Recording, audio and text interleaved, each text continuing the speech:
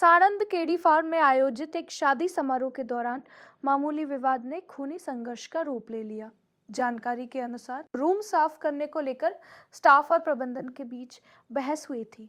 मामला शांत कराने पहुंचे फार्म मालिक निखिल पटेल पर कुछ समय बाद कथित रूप से वेटर स्टाफ ने बाहरी लोगों को बुलाकर धारदार हथियारों से हमला कर दिया। हमले में निखिल पटेल और उनके दो साथी गंभीर रूप से घायल हो गए।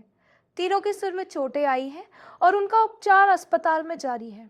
घटना के बाद इलाके में दहशत का माहौल बन गया। मुख्य आरोपियों के रूप में माजिद और साहिल के नाम सामने आए हैं।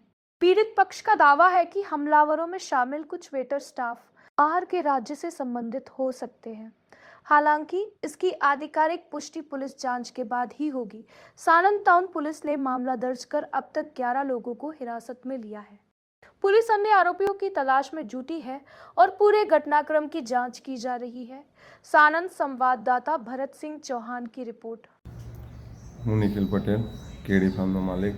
કાલે અમારા પાલરીપોર્ટમાં પ્રસંગ હતો ત્યારે તે દરમિયાન રસોઈયાના સ્ટાફ વેટર સ્ટાફે જે અમારા માણસે રૂમ સાફ ક્લીન કરવાનું કીધું તો થોડી નોર્મલ બોલાચાલી બાદ મને બોલાવ્યા મારા સ્ટાફે તો મેં એમને સમજાયા। પછી એક અડધો કલાક પછી તેમને બીજા બહારથી કોઈ માણસ અન્ય માણસો ટોરું લાવીને મારી ઉપર હુમલો કર્યો સરાથી ને માજીદ કરીને હતો અને સાહિલ હતો। સાહિલ મેન માણસ છે એનો અને મને ધારદાર હથિયારથી હુમલો કર્યો અને મારા બીજા બે માણસને બી એમને માથામાં ઈજા પહોંચાડી છે અને એ જ્ઞાતિ લગભગ વેટર સ્ટાફ કાશ્મીરના મુસલમાન મને જાણવા મળ્યું છે કે એ સ્ટાફ હતો।